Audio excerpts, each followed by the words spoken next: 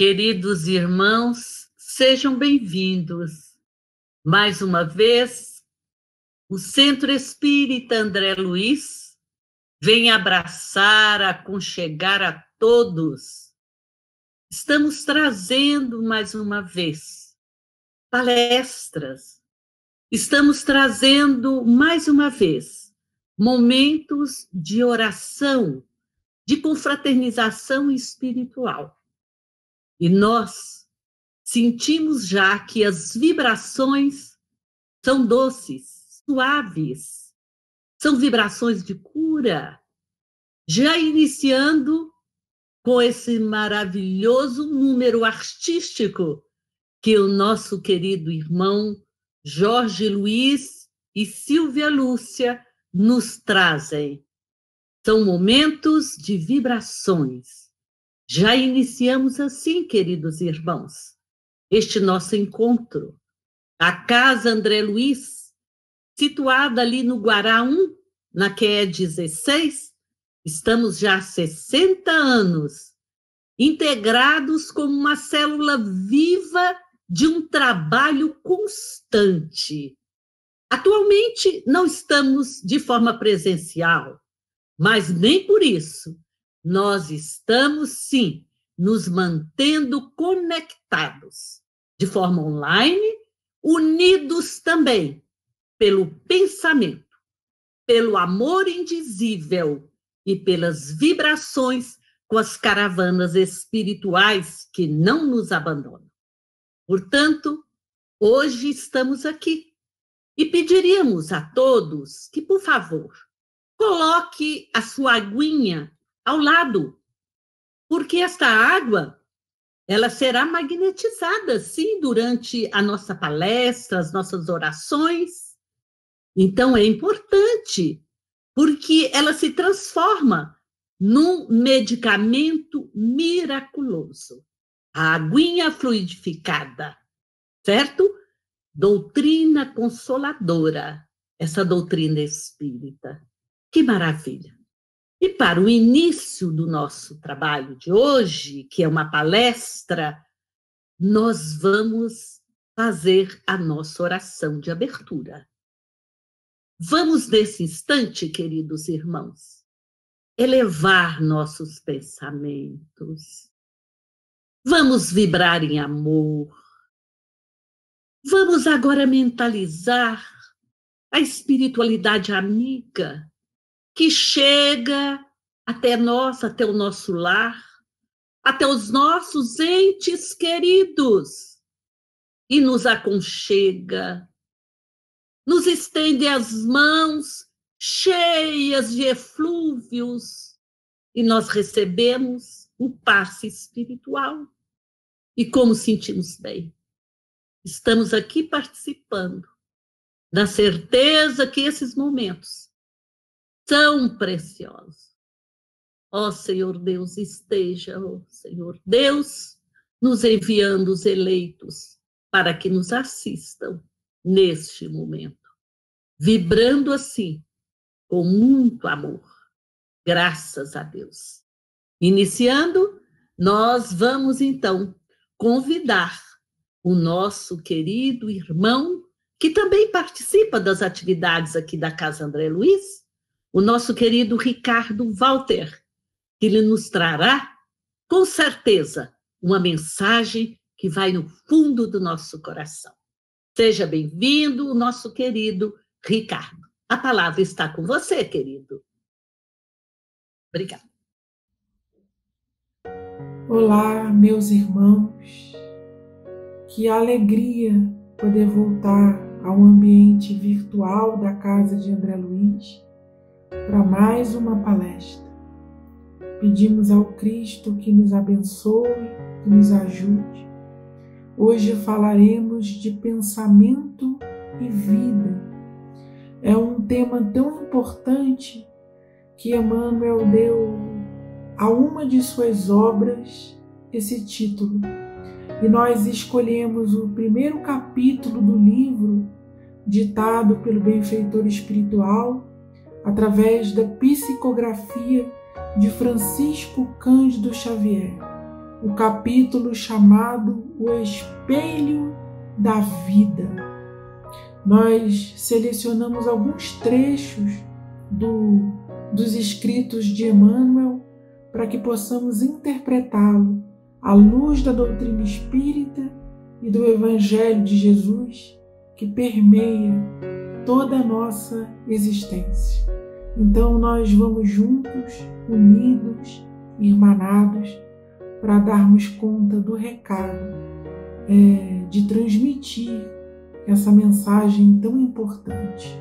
Emmanuel, bem no início da obra, ele diz assim: a mente é o espelho da vida em toda parte. Emmanuel compara a nossa mente a um espelho. A nossa mente tem a capacidade de refletir. A vida que levamos é o reflexo da produção das nossas mentes. Toda a paisagem exterior, todas as cenas, relacionamentos que nos cercam são frutos da nossa produção mental, consciente ou inconsciente, dessa ou de outras vidas. A mente humana é um arquivo vivo que guarda a memória de tudo quanto nós pensamos. E a mente tem a capacidade de interpretar a existência. Então nós podemos dizer que as paisagens exteriores, os relacionamentos, as cenas que nos cercam, são, em sua grande maioria, dotados de neutralidade. Somos nós quem damos o sabor, a coloração e os aspectos das formas a tudo quanto nos cerca. Não à toa, disse Jesus no Evangelho de Mateus: sempre que o teu olho estiver simples, teu corpo inteiro também estará luminoso. Mas quando estiver mal, também teu corpo estará em treva. Quando Jesus fala de olhos, o Cristo não se refere à anatomia e à fisiologia do nosso globo ocular. Jesus está falando dos olhos interiores, dos olhos da mente, da capacidade interpretativa das nossas faculdades mentais. Então, ele diz assim: se os olhos forem simples, se os olhos forem naturais, se os olhos forem sem artifício, sem máscara, se os olhos não forem dignos de uma persona, mas forem dignos de um ser que busca a originalidade da vida, se os olhos forem cândidos, sinceros, não se regozijarem com a mentira, mas com a verdade, se os olhos forem francos, cristalinos e transparentes, nós interpretaremos a vida com esperança, com fé e com amor. Mas se os nossos olhos forem maus, se a nossa mente ver maledicência, tristeza, desavença, duelos em toda parte, e estiver vazia de esperança e de fé, todo o nosso corpo estará inundado de trevas, gerando estados psíquicos tenebrosos para a alma. Então Jesus está nos dizendo que nós temos o livre-arbítrio, a capacidade de interpretar a vida conforme a nossa vontade. E a vontade é a força mais poderosa da nossa mente. Através da vontade, nós manobramos o nosso pensamento e damos a ele a direção que bem entendemos, de forma lúcida ou obscurecida. E aí nós avançamos, porque Emmanuel nos diz assim: a mente ergue-se na terra para Deus, sob a égide do Cristo, a feição do diamante bruto, que, arrancado ao ventre obscuro do solo, avança com a orientação do lapidário para a magnificência da luz. Ele diz: sob a égide do Cristo, a evolução terrestre, desde os seus primórdios, ela é comandada, ela é tutelada pelo Cristo de Deus. Nenhum espírito imortal faz o seu aprimoramento no planeta sem a companhia de Jesus. Por misericórdia divina, nós temos um mestre e amigo que nos auxilia sempre. Como disse o apóstolo Paulo na carta aos Colossenses, capítulo 2, versículo 2, em Jesus estão ocultos todos os tesouros da sabedoria e do conhecimento. Por isso ele disse: a ninguém chamais mestre, a ninguém chamai guia, porque tendes apenas um mestre e um guia. Foi Jesus que aprove a Deus, em quem aprove a Deus, depositar toda a plenitude do conhecimento e da sabedoria. E acompanhando esse mestre, nós que hoje enxergamos em parte, um dia enxergaremos a totalidade da vida. E Emmanuel diz que nós avançamos a feição do diamante bruto. O benfeitor está falando de evolução espiritual. O diamante bruto, o que isso significa, meus amigos, meus irmãos? O diamante bruto é a mente simplória, ignorante, pouco ilustrada, pobre de símbolos, de cultura e de amor. São os estados de animalidade que nós ainda permanecemos mergulhados. Mas essa mente é arrancada do solo obscuro escuro da terra e avança com a orientação do lapidário. Jesus é chamado aqui de o lapidário divino.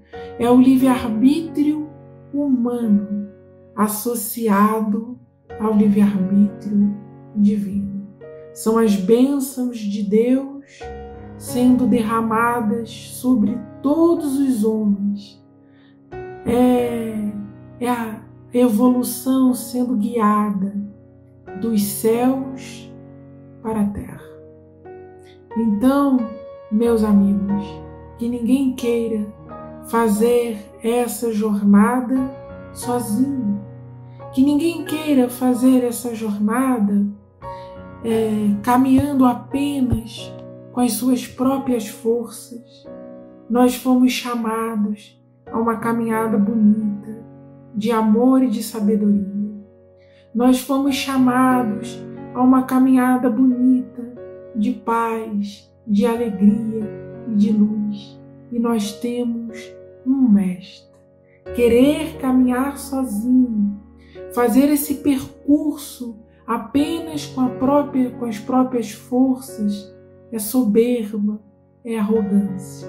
Nós temos um lapidário que nos orienta a sofisticar esse diamante que hoje é bruto, mas um dia atingirá as magnificências da luz. As magnificências da luz, porque quanto mais nós vivemos o Evangelho, quanto mais vibramos nas dimensões da Boa Nova, mais fazemos a transformação. Aquela transformação que Jesus nos falou, convertendo os odres velhos em odres novos, convertendo o homem antigo num homem renovado pelas luzes do Evangelho, abandonando as catedrais de pensamento do mundo e adotando como forma de viver e de orientar a nossa vida a mente de Cristo. É a metanoia, é a transformação das forças mentais para os padrões do Evangelho. É ouvir aquele que desceu dos céus, que veio do seio de Deus, para falar aos homens de um amor ainda desconhecido e que excede a todo o entendimento, mas que toda criatura é capaz de desenvolver. Essa é a magnificência da luz. E Emmanuel nos diz que a mente é o campo de nossa consciência desperta. Vamos entender isso? O que diz a questão 621 de O Livro dos Espíritos?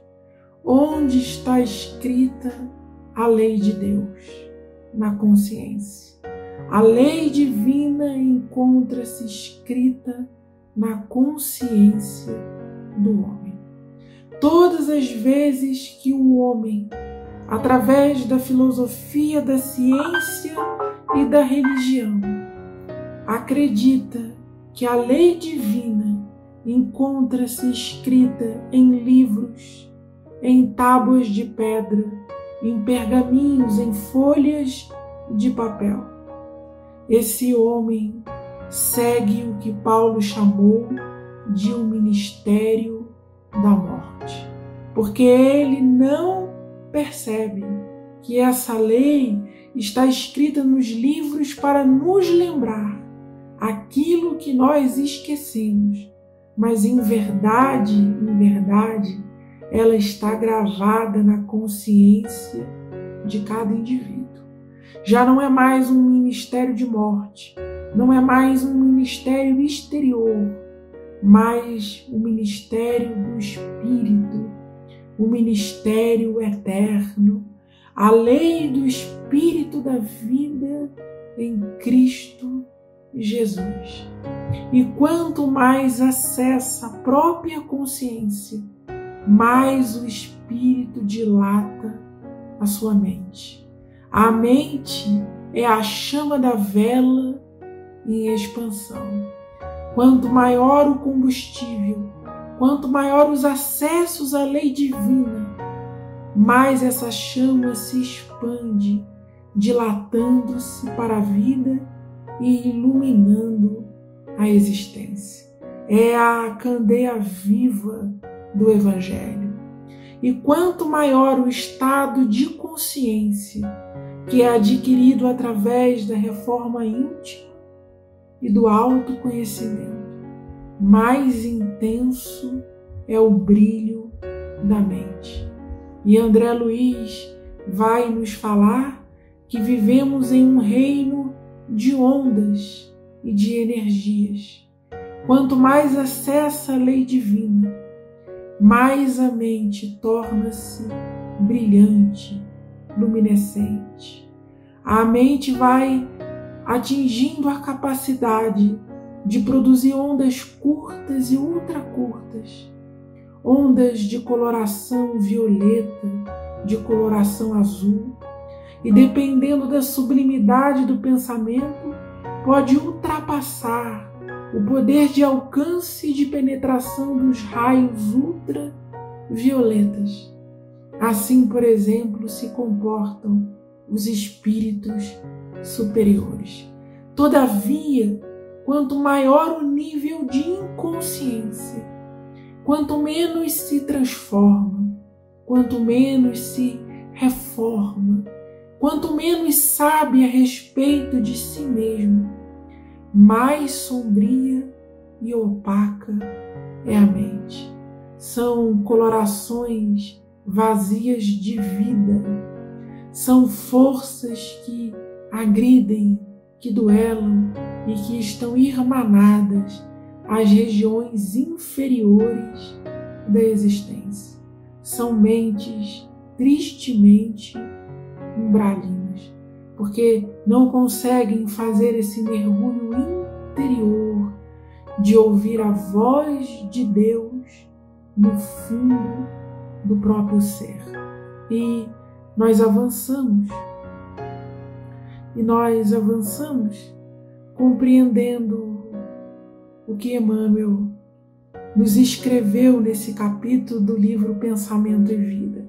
O primeiro capítulo, chamado Espelho da Vida, definindo-a por espelho da vida, ou seja, definindo a mente por espelho da vida, reconhecemos que o coração lhe é a face e que o cérebro é o centro de suas ondulações, gerando a força do pensamento que tudo move, criando e transformando, destruindo e refazendo para acrisolar e sublimar. Porque Emmanuel diz que o coração é a face da mente, pois está no sentimento a base de toda a vida. Jesus não disse que do coração saíam desígnios para que os fariseus não se preocupassem com aquilo que entrava pela boca, mas que os fariseus se preocupassem sim com aquilo que saía da boca, pois provinha do coração. O sentimento está na base de toda a vida. Ninguém tem ideias de amor com o coração mergulhado em ódio. Ninguém pensa o perdão se o coração estiver inundado de mágoas. Ninguém pode ter ideias piedosas se o coração é incompassivo. É o coração quem governa a vida. O Evangelho é mensagem para o sentimento. E o sentimento dá vida às nossas sinapses nervosas, às ondas eletroquímicas que circulam no laboratório cerebral. Elas estão impregnadas pelo conteúdo dos nossos sentimentos. Nós somos os responsáveis pela luz e pela treva que circulam na nossa casa mental, a partir dos conteúdos objetivos e subjetivos do nosso coração. Então, o sentimento plasma a ideia, e esse embrincamento de forças, sentimento e ondas mentais dão origem ao pensamento, e o pensamento produz frutos de vida ou frutos de morte. Cada indivíduo está envolto numa aura que é produto da sua casa mental. A mulher com fluxo de sangue toca a orla da veste de Jesus. E o Cristo diz: sinto que alguém me tocou, porque de mim saiu poder. A aura de Jesus era força e poder que curava, porque a sua mente estava plenamente consciente da lei divina. Então, meus irmãos, os frutos da árvore da vida, os frutos bons e os frutos maus, os frutos doces e amargos, são produzidos a partir do nosso pensamento. Um jardineiro que ama engravida a terra. Um jardineiro que não ama sufoca a semente. Por isso que Jesus nos disse que era impossível colher figos nos espinheiros. Era impossível colher uvas nos abrolhos, porque a árvore boa produz bons frutos, mas a árvore má é incapaz de produzir bons frutos. E quando Jesus fala de árvore, ele está falando das individualidades espirituais. E quando ele fala de frutos, ele está falando, sobretudo, do nosso pensamento, dos desígnios que partem do nosso coração. Então, nós chegamos à conclusão que todo ser humano é flagrante na obra da criação. Os espíritos superiores nos conhecem pelo nosso campo mental, ou como disse André Luiz, pela nossa túnica eletromagnética, pelas forças que jorram do nosso pensamento. É por isso que Jesus não se comovia com o discurso hipócrita dos fariseus, porque o Mestre conhecia os desígnios do seu coração. Mas Jesus sabia se comover da multidão famélica. Jesus soube acudir a filha de Jairo, dizendo a ela Talita cum, que quer dizer: menina, eu te digo, levanta-te, porque aqueles corações estavam inundados de amor, de esperança e de fé sincera, de uma fé verdadeira em Deus. E quando nós quisermos educar o nosso pensamento, quando nos vermos aflitos e envoltos em ideias tristes, em ideias que não condizem com o amor, nós temos o recurso da prece.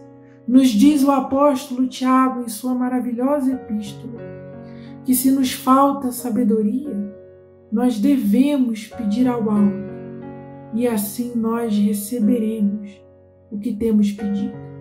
E também foi o que nos disse Jesus, que se nós crêssemos verdadeiramente, sem duvidar, nós diríamos a uma montanha: ergue-te e lança-te ao mar, e isso aconteceria. Através da prece, nós vamos educando os nossos pensamentos, nós vamos dando direção nobre às nossas emoções. E ninguém que peça a Deus para perdoar, para amar, para crer, para ser compassivo, é impossível que esse alguém não seja atendido, porque o nosso Pai Celestial é misericordioso, mas nós precisamos aprender a pedir, a fazer preces que se voltem para o nosso comportamento ético, fazer preces que tenham como objetivo o nosso fortalecimento para a vivência do Evangelho. E elementos, forças, energias prodigiosas virão do mundo maior, nos dando um espírito de coragem e de decisão. E o Evangelho faz a mente produzir os frutos do Espírito. O Evangelho faz a mente produzir os frutos da árvore da vida. O pensamento educado, o pensamento que aprendeu a manobrar, a dar direção evangélica à sua conduta. Esse pensamento, como escreve Paulo na carta aos Gálatas, capítulo 5, versículo 22, produz os frutos do Espírito. Amor, amor. O primeiro fruto do Espírito é amor. Aquele que não ama, não aprendeu como convém saber. O fruto do Espírito, o fruto do pensamento educado, também é alegria. Ainda, meus irmãos, que hajam tribulações, que hajam dores, que problemas nos visitem, mas o discípulo de Jesus, o aprendiz da Boa Nova, é capaz de sentir no coração uma alegria estranha e desconhecida ainda sobre a terra, porque a sua alma, sua mente está unida à mente do Cristo. E como disse o anjo que visitou Maria, eu trago boas novas, notícias de grande alegria para todo o povo. O Evangelho não é uma festa de tristes e de desolados, é uma festa de homens e mulheres cheios de esperança no reino dos céus. E o fruto do pensamento bem educado também é a paz, porque nós não andamos mais ansiosos e desesperados por coisa alguma. Confiamos em nosso Pai, trabalhamos com alegria, sabendo que todo servo é digno do fruto do seu trabalho, e que se Deus provê as criaturas pequeninas, Ele também proverá a nós, os seus filhos, em estado de evolução mais avançada. O fruto do pensamento da mente iluminada, educada, é fidelidade a Deus, é fidelidade aos princípios do amor e da vida, é mansidão e autodomínio. Não à toa, disse Jesus, bem-aventurados os mansos, porque eles herdarão a terra. O manso não é um fraco, o manso não é um derrotado, um sem coragem, alguém sem energia e vitimado. O manso é alguém cheio de força e de poderes interiores. É alguém que pouco a pouco vai ascendendo a resplandecência do Espírito, porque ele tem autodomínio, não domínio sobre os outros, mas domínio sobre si mesmo, porque ele é capaz de dar comandos de voz, comandos mentais, às cavalarias que trotam dentro de si mesmo, ou seja, já não é mais o desejo que o governa e guerreia contra a alma, mas é a alma que se torna senhora dos desejos, dando a eles a aplicação conforme a lei da consciência. E aí a mente passa a refletir o Evangelho em toda parte. A mente transforma-se em um lago cristalino, refletindo as estrelas do céu. Porque o sol brilha para todos, para justos e para injustos. Mas nós devemos admitir que a pedra preciosa e lapidada reflete muito mais belamente os brilhos do sol do que uma pedra bruta, cheia de cascalho. É isso, meus amigos, pensamento e vida, sabedoria e amor, comunhão com o nosso Pai Celestial, vivência do Evangelho, transformação da mente psíquica para a mente espiritual, transformação das ideias carnais nas ideias luminosas do Evangelho. E assim nós vamos morrendo todos os dias um pouquinho, deixando de ser esse ajuntamento de imperfeições e de dores, para nos transformarmos em discípulos do Mestre bem-amado, ou seja, aqueles que decidiram viver por modo de vida, de existência, a mensagem eterna que foi gravada em nossas consciências. Muito, mas muito obrigado, meus irmãos. Eu espero que essa mensagem possa chegar a muitos corações, que ela seja divulgada, que esse poder de que Deus nos investiu seja utilizado, que nós possamos dar ordens aos nossos desejos, às nossas vontades e guiar o nosso caminho em direção à expansão da nossa consciência, para que sejamos seres amorosos, alegres, mansos, fiéis e cheios de alegria para adorar a Deus em espírito e verdade. Um grande beijo no coração e muita paz. Que Jesus nos abençoe. Maravilhoso!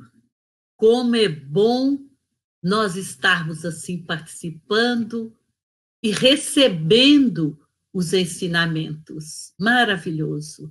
Agradecemos o nosso irmão palestrante, que Deus o abençoe, continue lhe inspirando, lhe assistindo, nosso irmão querido Ricardo. Queridos irmãos, ainda é oportuno nós lembrarmos que o Centro Espírita André Luiz está mantendo aos domingos, às 17 horas, e também às quartas-feiras, às 19h30, as palestras, esses encontros, que é também, sem dúvida, momentos para o nosso tratamento psicológico, emocional, espiritual, o momento de assistência. Então, fica o nosso convite, estejam conosco, e sempre lembrando da garrafinha ou do copo da água, para que seja fluidificada, tá bem? E nós, então, vamos agora, nos resta agradecer a todos que participam, a todos que vibram conosco, formando essa corrente.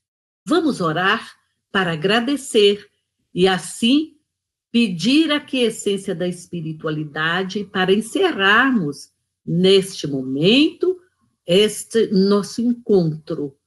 Ó Senhor Deus, Pai de amor, encerrando assim estas nossas palavras, esses nossos sentimentos, essas nossas emoções, retratando o nosso coração, com muita gratidão. Senhor, cremos que são momentos de verdadeiro tratamento espiritual. Por isso, nesse instante, todos nós aqui unidos, elevamos os pensamentos e elevamos também os nossos sentimentos para agradecer. Obrigado, Senhor, pela nossa vida, pelas oportunidades, Senhor, que tem nos oferecido, pela saúde, pela compreensão, entendimento, Senhor, e que possamos novamente, assim que houver oportunidade, estarmos novamente, ó Pai, juntos para orarmos, formando assim esta corrente, como dissemos, uma corrente de luz. Paz para todos. Graças a Deus.